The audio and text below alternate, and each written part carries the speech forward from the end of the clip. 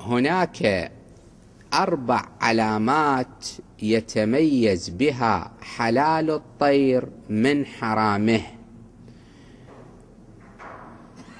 إحدى ال4 تكون مقدمة على ال3، وال3 الأخر في عرض واحد، يعني أيها وجد كافي بعد فقدان الأولى.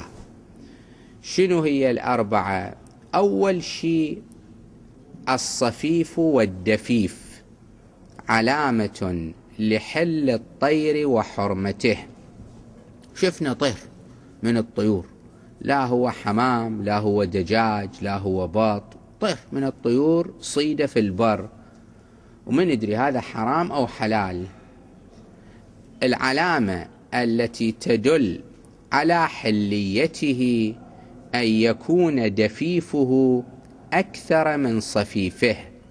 لما يطير يحرك أجنحته يدف بها أكثر مما يصف.